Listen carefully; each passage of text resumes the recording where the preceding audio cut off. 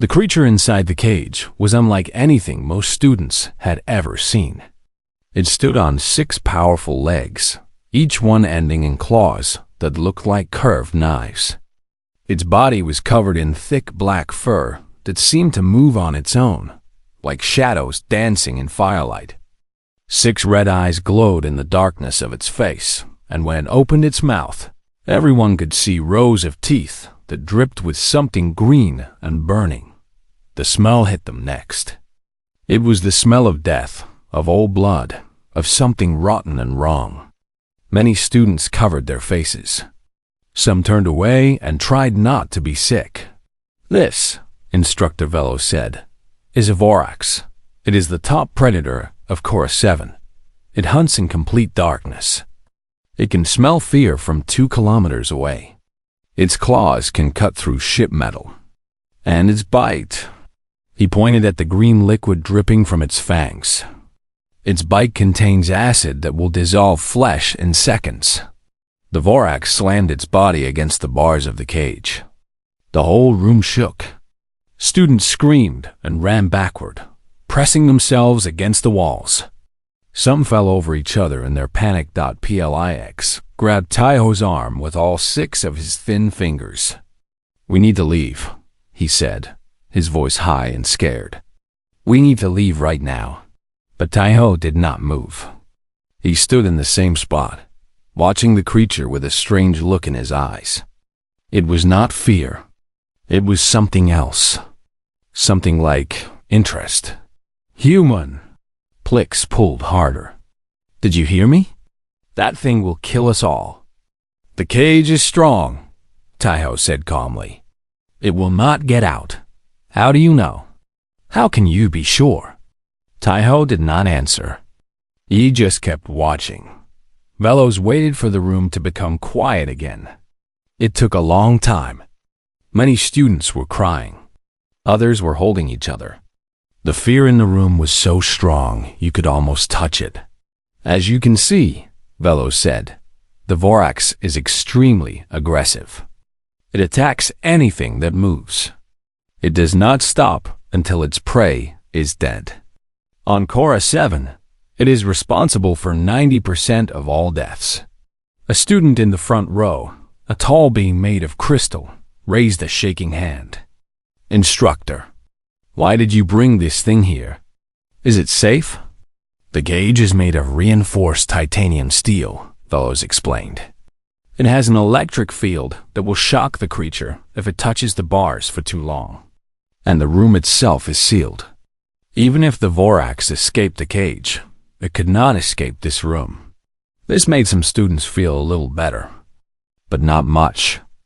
"I brought this creature here," Velos continued, "because I want you to understand something very important. The galaxy is not a safe place.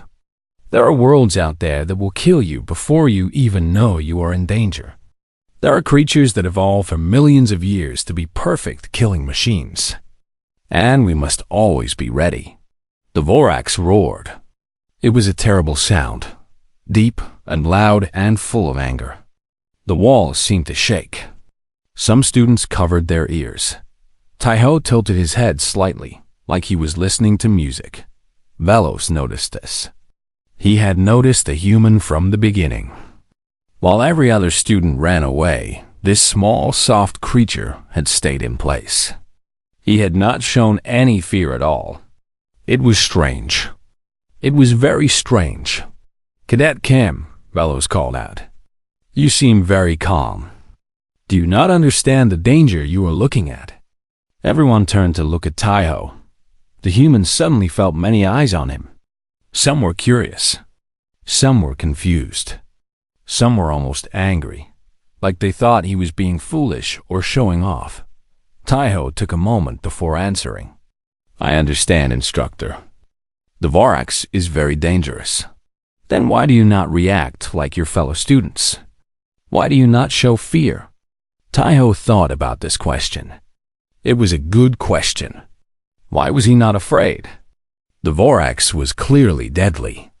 It could kill him in seconds if it got free. And yet, looking at it, he felt no fear. He felt something else entirely. I do not know, Taiho said honestly. Maybe I am too stupid to be afraid. A few students laughed nervously. Velos did not laugh. He just stared at the human with his large black eyes, trying to understand. Fear is not stupidity, Velos said slowly. Fear is what keeps us alive. Without fear, creatures die. They take risks they should not take. They go places they should not go. Fear is perhaps the most important feeling in the universe. I understand, Taiho said. I do feel fear sometimes. Just not right now. Velos did not know what to say to this. In 30 years of teaching, he had never met a student like this human. Every species in the galaxy feared the Vorax. It was natural. It was logical. It was right. But this human stood there like he was looking at a painting in a museum. The Vorax seemed to notice Taiho too. Its 6 red eyes turned toward him. It stopped roaring. It stopped hitting the cage. It just stood there, looking at the human like it was confused. Plix noticed this and pulled Taiho's arm again. It is looking at you. Why is it looking at you? Make it stop. I cannot control where it looks, Taiho said. But he found it interesting. The creature had calmed down when it looked at him. Why was that? What was different about him? Velos continued his lecture. He talked about the biology of the Vorax. He explained how its 6 legs let it run faster than any vehicle. He described how its eyes could see heat, movement, and even the electrical signals of a living brain. He talked about its claws, its teeth, its acid, its incredible strength. There is no known way to survive a Vorax attack, Velos said. If you see one in the wild, you run. If you cannot run, you hide. If you cannot hide, he paused. You die. The students were very quiet. The fear had changed into something deeper now. It was not just fear of this one creature. It was fear of the universe itself. The galaxy was so big, so old, so full of terrible things. And they were so small. But Taiho was still looking at the Vorax, and the Vorax was still looking at him. There was something in those 6 red eyes. Something familiar. Taiho had seen that look before. He had seen it in the eyes of the stray cats that lived near his home in Korea. He had seen it in the eyes of the wild dogs in the mountains. He had seen it in the eyes of the tiger at the zoo. When he was a little boy. It was not just anger. It was not just hunger. There was something else there. Something almost sad. Instructor, Taiho said suddenly. Has anyone ever tried to touch a Vorax? Without fighting it, I mean. Just touch it? The room went completely silent. Every student stared at Taiho, like he had just said the craziest thing in the history of the galaxy. Velos blinked several times. I am sorry, Cadet. I do not think I heard you correctly. Did you ask if anyone has tried to touch a Vorax? Yes, Taiho said simply. Velos opened his mouth. Then he closed it. Then he opened it again. He looked like a fish trying to breathe air. No, he finally said. No one has ever tried to touch a Vorax, because touching a Vorax means death. Why would you ask such a question? Taiho shrugged. I was just curious. But he was not just curious. He was thinking. He was remembering. And he was starting to form a plan. The lecture ended, but the students were told to stay. Velos wanted them to observe the Vorax for a while longer. He said it was important for them to really understand what they were dealing with. Most students did not want to stay. They wanted to run far away and never think about the creature again. But they had no choice. Taiho stayed near the back of the room. He watched the Vorax carefully. He watched how it moved, how it breathed, how its eyes followed things. He noticed small details that others missed. The way its ears twitched when there was a sound. The way its tail moved slowly from side to side. The way it sometimes licked its own fur with a long purple tongue. These were familiar things. Taiho had seen animals do these things all his life. Plix stood next to him, shaking like a leaf in a storm. "Tell me, please move further back," he begged. "I do not like being this close." "We are already at the back of the room," Taiho pointed out. "Then can we leave? Can we say we are sick? Can we do anything?" Taiho smiled a little. "Plix, you worry too much. I worry the right amount. You worry not enough." Taiho did not argue with this. Maybe Plix was right. Maybe there was something wrong with him. But he could not change how he felt. Looking at the Vorax, he did not feel fear. He felt something like connection. It was strange. He knew it was strange. The Vorax was a monster. It had killed thousands of people. It was designed by nature to destroy life. But when Taiho looked into its 6 red eyes, he did not see a monster. He saw an animal. Just an animal. A scared, angry, lonely animal trapped in a cage far from home. The hours passed slowly. Some students sat down on the floor, tired from standing and tired from being afraid. Others talked quietly to each other, trying to make themselves feel better. The 2 guards stood by the door, their weapons ready, never taking their eyes off the cage. Velos walked around the room, answering questions and giving more information about the Vorax. He talked about how the creature was captured. It took 50 soldiers and special nets made of energy. 12 of those soldiers died. The Vorax had been on the station for only 3 days, and it had already tried to break out 17 times. "We will send it back to Core 7 after this week," Velos explained. "It is too dangerous to keep here for long. Even in this cage, even in this room, it is a risk." Taiho listened to all of this, but his mind was somewhere else. He was thinking about a memory from long ago. When Taiho was 7 years old, he found a cat in the street near his grandmother's house. The cat was hurt. His leg was broken, and it was making sounds of pain. Young Taiho wanted to help it. But when he got close, the cat hissed and tried to scratch him. It was scared. It thought Taiho was an enemy. His grandmother came outside and saw what was happening. She was a small woman with gray hair and kind eyes. She had lived in the countryside all her life. She knew about animals. "Do not move fast," she told young Taiho. "Sit down. Be small. Be quiet. Let the cat understand that you are not a danger." Taiho did what she said. He sat on the ground and waited. At first, the cat kept hissing, but after a while it stopped. It watched him with big yellow eyes. It was still scared, but it was also curious.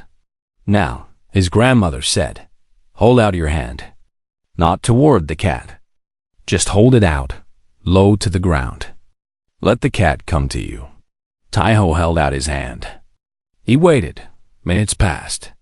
Then, slowly, very slowly, the cat moved toward him. It sniffed his fingers. It looked at his face. And then, to his surprise, it rubbed its head against his hand. His grandmother smiled.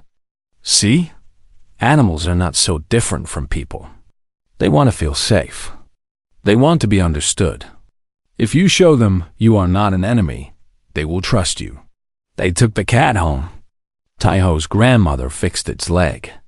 The cat lived with them for many years after that.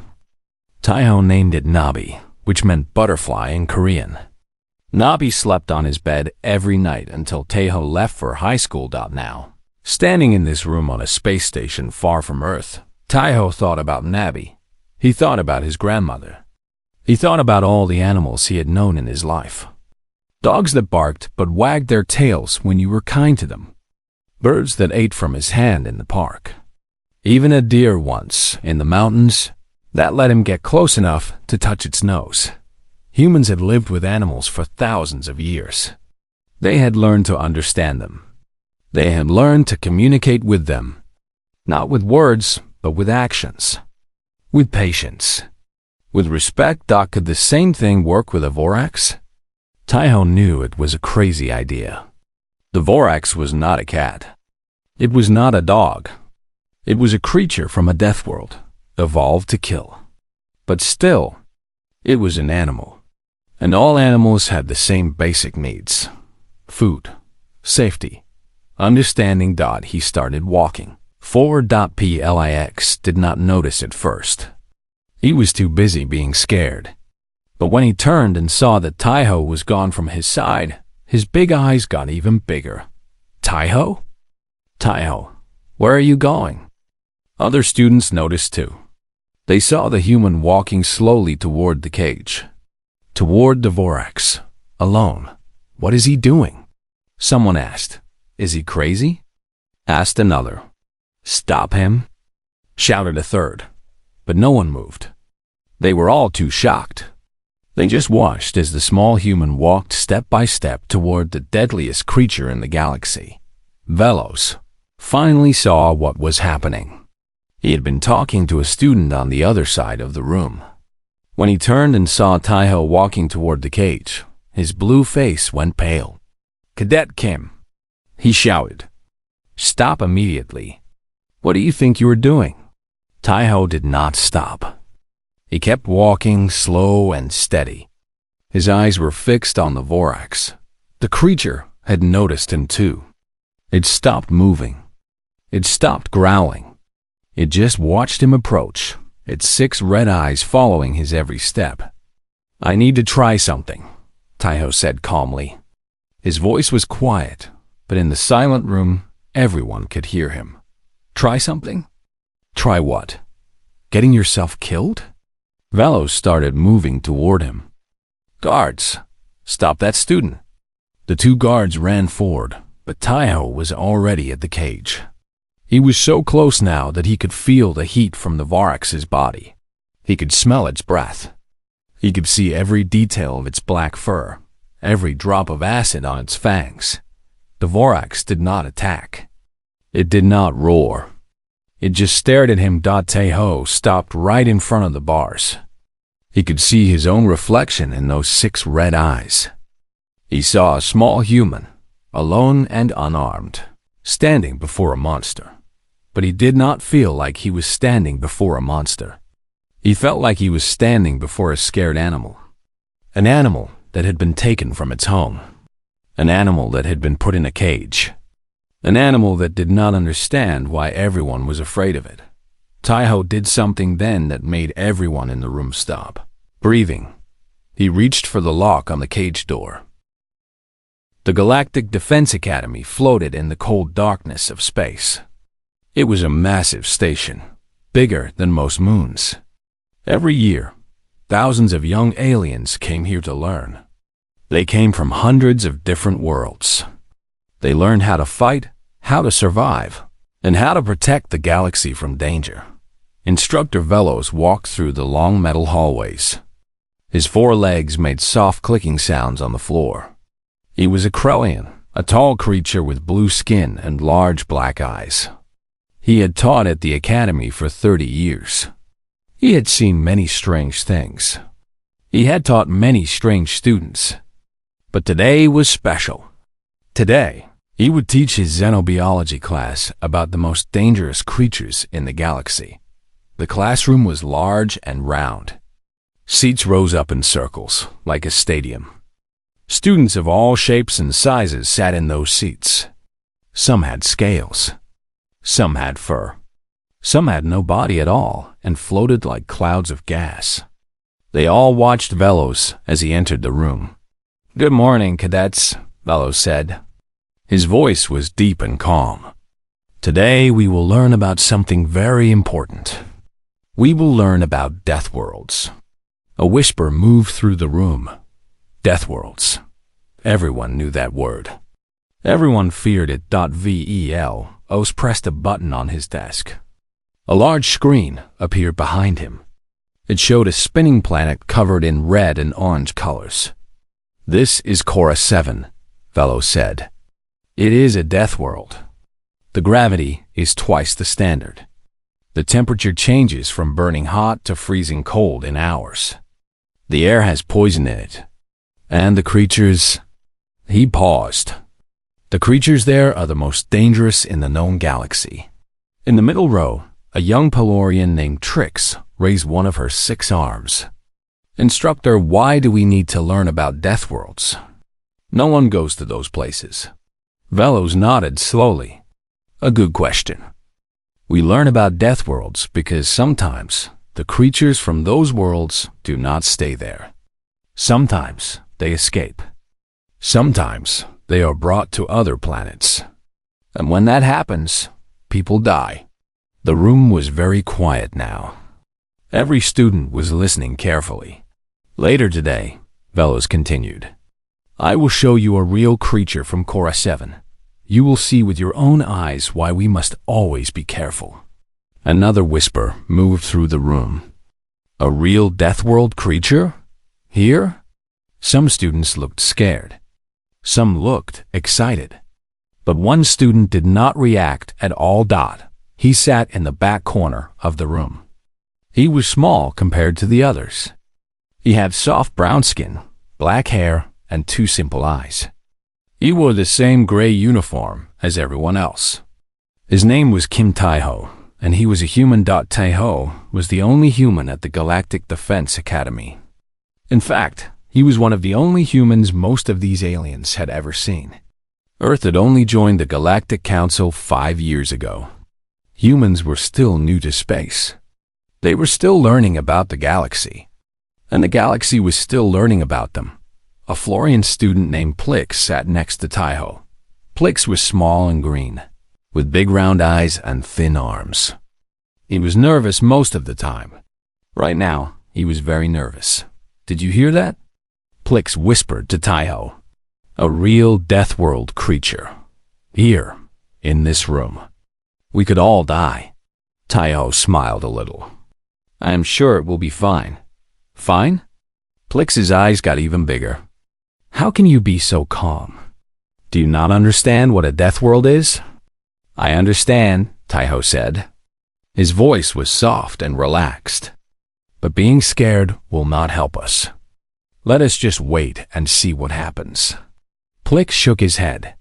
He did not understand humans. They were so strange. They were so small and weak. They had no claws, no scales, no poison.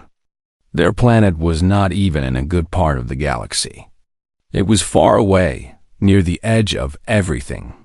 And yet, this human sat here, calm and peaceful, while everyone else was worried. The class continued. Velos talked more about Deathworlds. He showed pictures of terrible creatures. Creatures with teeth as long as arms. Creatures with skin that burned like fire. Creatures that could kill with just a touch. There are only 12 known Deathworlds in the galaxy, Velos said. Cora 7 is the worst of them. Nothing good comes from that planet. Only death. After the lecture, the students left for lunch. Taiho walked alone through the hallways. Other students looked at him as he passed. Some pointed. Some whispered. That is the human, one of them said. So small, said another. So soft. How did they even get into space? Taiho heard them, but he did not care. He was used to it by now. Everyone thought humans were weak. Everyone thought Earth was a simple, peaceful planet with no danger. They did not know the truth. He went to the food hall and got his meal. It was a gray paste that tasted like nothing. Human food was not available here. He had to eat what everyone else ate. He missed rice. He missed his mother's cooking. But he did not complain. He was here to learn, not to be comfortable. Plix found him and sat down across from him. The little green alien was still shaking. I cannot stop thinking about it, Plix said. The Deathworld creature. What if it escapes? What if it attacks us? Then we will deal with it, Taiho said simply. Deal with it? How? We are students. We have no weapons. Taiho took a bite of his gray paste. Not every problem needs a weapon. Plix stared at him. You are a very strange human. Maybe, Taiho said. Or maybe you are just very worried. That afternoon, all the xenobiology students gathered in a different room. This room was in the lower part of the station. It had thick metal walls and heavy doors. It was built to contain dangerous things. Taiho stood with the other students. They all waited for Instructor Velos. The air felt heavy with fear. Everyone was thinking about what they would see. Everyone was imagining the worst. The door opened. Velos walked in, followed by 2 guards. Between them, floating on an anti-gravity platform, was a large metal cage. The cage was covered with a black cloth. Something inside the cage was moving. "Cadets," Velos said, his voice serious. "What you are about to see has killed more people than any war in galactic history. It is fast. It is strong. It has no mercy. This is what a Deathworld creates." He reached for the cloth. Every student held their breath. Taiho just watched. Curious and calm, the cloth fell away, and behind the metal bars, something opened its 6 red eyes and looked at them all. The news spread through the Galactic Defense Academy like fire through dry grass. Within an hour, everyone knew what had happened. A human student had opened the cage of a Vorax and survived. Not only survived, but made friends with it. The most dangerous creature in the galaxy was now following him around like a pet dog. Students crowded the hallways, trying to get a look. Teachers left their classrooms. Even the station commander came down to see for herself. They all watched as Taiho walked through the station with the Vorax padding softly beside him. The creature was huge. Its head came up to Taiho's shoulder. Its black fur brushed against the walls as it walked. Its 6 red eyes looked at everything with curiosity instead of hunger. And whenever anyone got too close, it would make a small warning growl until Taiho scratched its ears and told it to be nice. "This is unbelievable," said Admiral Cass, the station commander. She was a tall being covered in silver scales, and she had fought in 3 galactic wars. She had seen many strange things in her life, but this was perhaps the strangest. How is this possible? Velos stood beside her, still looking confused and embarrassed. "I do not know, Admiral. The human did something. He talked to it. He touched it. And now it follows him everywhere." "It has a name now," Taiho said, hearing their conversation. "I call her Bada. It means ocean in Korean, because her fur looks like waves in the dark." Bada the Vorax made a happy purring sound when she heard her name. Admiral Kess looked at Taiho with new eyes. She had read his file before. Kim Taho, human, age 22. Born in a place called Bizon on the planet Earth. Average grades. Average physical scores. Nothing special. But clearly, there was something very special about this human. "Cadet Kim," the Admiral said slowly, "I need you to explain something to me. You knew the Vorax was dangerous. You knew it could kill you. Why did you approach it? Why did you open the cage?" Taiho thought about the question carefully before answering. "I did not think it would kill me. Why not? The Vorax has killed everyone who has gotten close to it. Because everyone who got close to it was afraid," Taiho said. "They expected it to attack. So it attacked. Animals can sense fear, Admiral. They can smell it. And when they sense fear, they become more afraid themselves. More aggressive. More dangerous. So you are saying you were not afraid?" Taiho shook his head. "No, I was not." Admiral Cass and Velos exchanged a look. Neither of them could understand this. Fear was the most basic emotion in the galaxy. Every creature felt fear. It was how they survived. How could this human simply not feel fear when facing a Vorax? "I need to ask you a question," Admiral Cass said. "About your planet. About Earth." "Of course," Taiho said. "What is Earth like? Is it a peaceful world? Is it safe?" Taiho almost laughed. He managed to keep a straight face, but just barely. No, Admiral. Earth is not peaceful.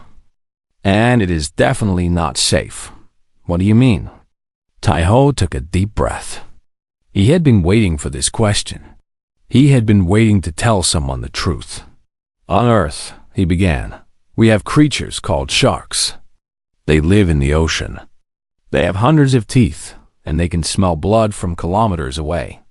They have attacked and eaten many humans over the years. That sounds dangerous, Admiral Kess said. It is. But we still swim in the ocean. We still surf on the waves. Some humans even put on special suits and swim with the sharks for fun. The Admiral's eyes got wide. Why would anyone do that? Because it is exciting, Taiho said simply. Because we like it. He continued. We have creatures called bears. They are huge and strong. They can kill a human with one hit of their paw. They live in our forests and mountains. And every year, humans go camping in those same forests and mountains. Sometimes bears attack the camps. Sometimes people die. But we keep going back. That is insane, Bello said. Maybe, Taiho agreed. We also have snakes that carry poison strong enough to kill 10 men. We have spiders whose bite causes flesh to rot. We have insects that carry diseases that have killed millions of people throughout our history. We have crocodiles, hippopotamuses, wolves, wild boars, and hundreds of other creatures that can and do kill humans. He paused to scratch Bada's head. The Vorax purred happily. And then there is the weather. On Earth, we have storms that can destroy entire cities. Floods that can wash away everything. Fires that can burn whole forests. The ground itself sometimes shakes and opens up, swallowing buildings and people. And from the sky, rocks from space sometimes fall and hit our planet. The aliens listening to this were looking more and more shocked. The air on Earth is full of things that make us sick. The water is full of tiny creatures that can kill us. The food we eat can poison us if we are not careful. Our own sun gives us cancer if we stay in its light too long. Taiho smiled a small, strange smile. Earth is not a peaceful world, Admiral. Earth is a death world. And humans are death world creatures. There was complete silence in the hallway. Everyone was staring at Taiho with new understanding, with something close to fear. We evolved alongside all those dangerous creatures, Taiho continued. For millions of years, we lived with them. We hunted them. They hunted us. And somewhere along the way, we learned something important. We learned that not everything dangerous has to be an enemy. He looked down at Bada. We started taking the wolves and making them into dogs. We took the wild cats and made them into pets. We took the horses and rode them. We took the most dangerous creatures we could find and made them our friends. Admiral Kess spoke slowly. You are saying humans domesticate deadly creatures? Yes, it is what we do. It is who we are. When we see something dangerous, we do not just run away. We try to understand it. We try to connect with it. And sometimes we succeed. Plix, who had been listening from a safe distance, finally found the courage to speak. But why? Why would you want to be friends with things that could kill you? Taiho thought about this. It was a good question. Why did humans do the things they did? Why did they climb mountains that could kill them? Why did they dive into oceans full of sharks? Why did they keep pets that had teeth and claws? Because we are lonely, Taiho said finally. Humans have always been lonely. Our planet is dangerous, but it is also beautiful. And we want to share it with others. We want to connect with the world around us, even the parts that can hurt us. That is just how we are made. Bada rubbed her head against his side. Her 6 red eyes looked up at him with pure love and trust. This creature that had killed thousands of people was now nothing more than a very large, very deadly pet. The galaxy thought humans were soft, Taiho said, looking at all the aliens around him. You thought we were weak because we do not have claws or scales or poison. But you were wrong. We are not soft. We are survivors. We come from a world that tried to kill us every day. And we did not just survive. We thrived. We made friends with our enemies. We turned predators into protectors. He smiled widely. Humans are not soft, Admiral. Humans are what happens when a Deathworld creates a species crazy enough to love the things that can kill them. Admiral Kess looked at Taiho for a long time. She looked at Bada the Vorax, purring contentedly beside him. She thought about everything she had just heard. I think, she said slowly, that the galaxy has seriously underestimated humanity. Probably, Taiho agreed. But that is okay. We are used to it. He started walking down the hallway, Bada following beside him. The crowd parted to let them through.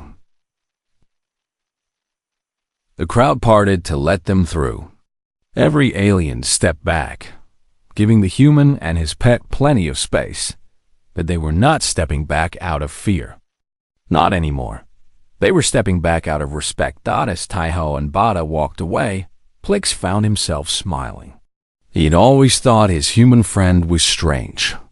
Too calm, too relaxed, too unafraid. Now he understood why Taiho was not unafraid. He was just from a place where fear was a normal part of life, where danger was everywhere, where being brave was not special. It was necessary. Humans were not soft creatures from a peaceful planet. Humans were Deathworlders. And maybe, Plix thought, that made them the most interesting species in the entire galaxy. No, Velos screamed. His voice cracked with terror. He ran toward Taiho, his forelegs moving faster than they had moved in years. Do not open that cage. But Taiho's fingers were already on the lock.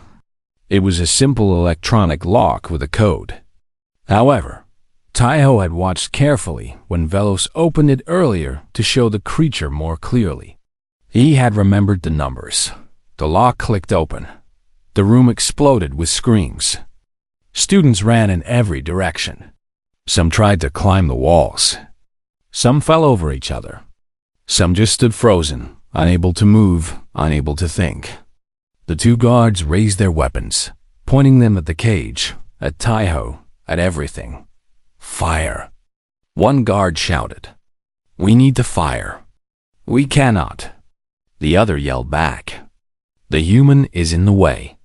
Velos stopped a few meters from Taiho. He was breathing hard. His black eyes were wide with fear and disbelief. In 30 years, he had never seen anything like this. A student opening a cage that held a Vorax. It was suicide. It was madness. "Cadet Kim," Velos said, his voice shaking. "Step away from the cage. Right now, please." Taiho did not step away. Instead, he slowly pulled open the cage door. The Vorax could have attacked immediately. It could have jumped out and killed Taiho in a second. Its claws could have cut him in half. Its teeth could have torn him apart.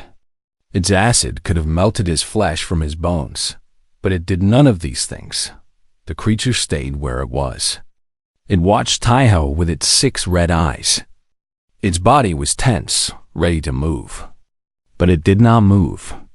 It waited. Taiho understood why. The Vorax was confused. All its life, every creature it met either attacked it or ran away. That was how the world worked on Korra 7.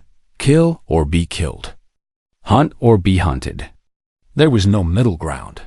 But this small being was not attacking. And it was not running.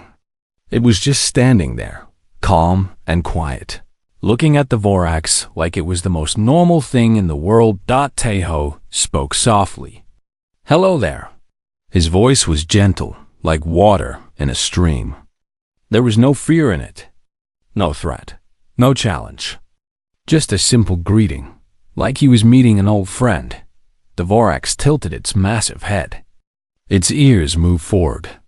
It was listening, I know you are scared, Taiho continued, still speaking softly. I know this place is strange. I know you do not understand what is happening. But I'm not going to hurt you. I promise. Behind him, Velos was frozen in place. He wanted to do something. He wanted to save his student. But he could not move. He could only watch. The same was true for everyone else in the room. Even the guards had stopped. Even Plix, who was hiding behind a chair, could not look away.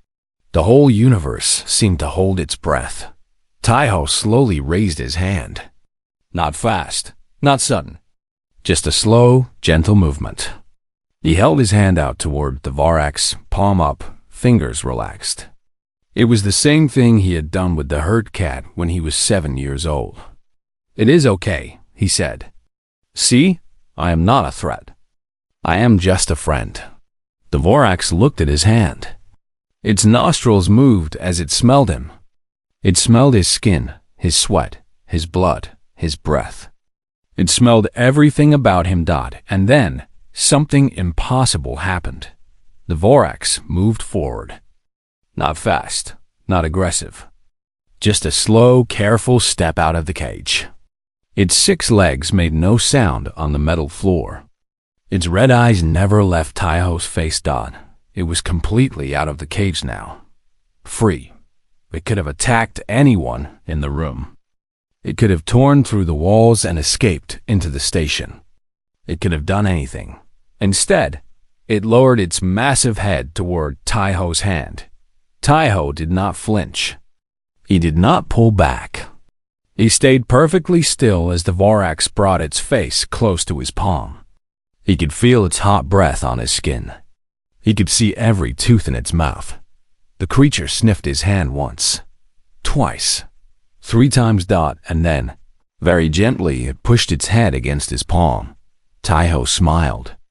There you go, he said softly. That is not so bad, is it? He started to move his fingers. Slowly, carefully, he scratched the spot behind the Vorax's ears.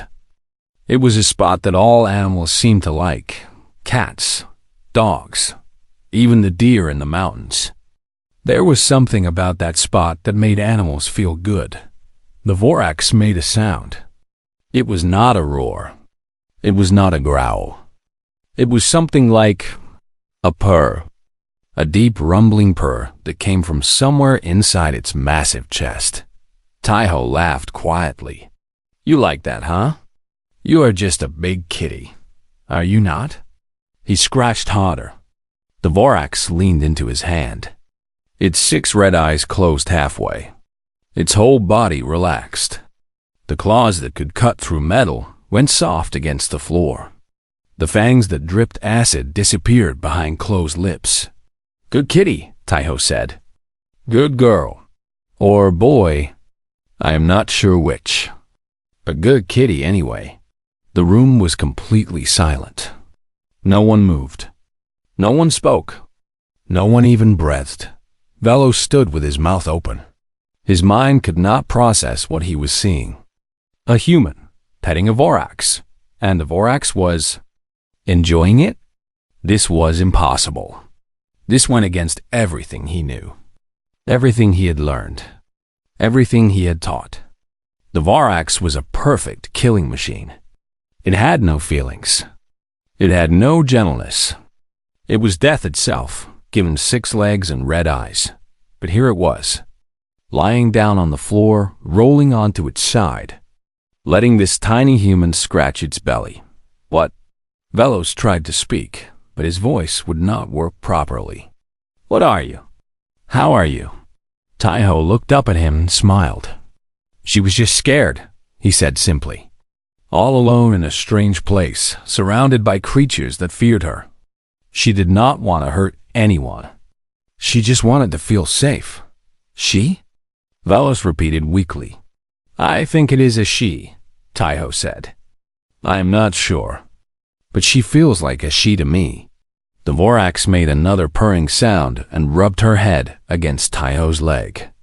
Her 6 red eyes looked up at him with something that almost looked like love. Plix slowly came out from behind the chair. His legs were shaking so badly he could barely stand.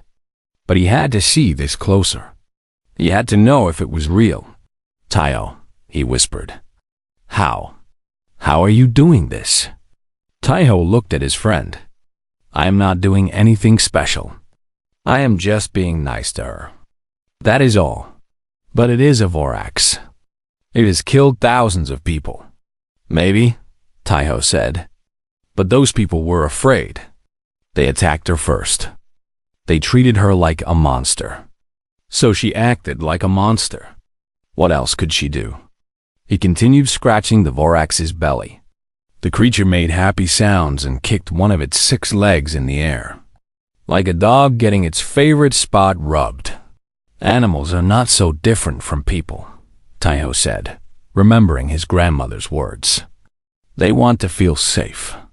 They want to be understood. If you show them you are not an enemy, they will trust you." Velos finally found his voice. But this goes against all our research, all our data. The Vorax is aggressive by nature. It attacks anything that moves. There are no exceptions. Taiho thought about this. Maybe your research was wrong. Maybe you only studied how the Vorax acts when it is scared and angry. You never studied how it acts when it feels safe, when it feels loved. The Vorax rolled over and stood up. She was huge, towering over Taiho, but she did not look scary anymore. She looked almost cute, with her head tilted and her ears forward and her tail wagging slowly back and forth. She licked Taiho's face with her long purple tongue. Taiho laughed and wiped the slobber off. Okay, I like you too. But that is gross." The Vorax made a sound that almost sounded like laughter.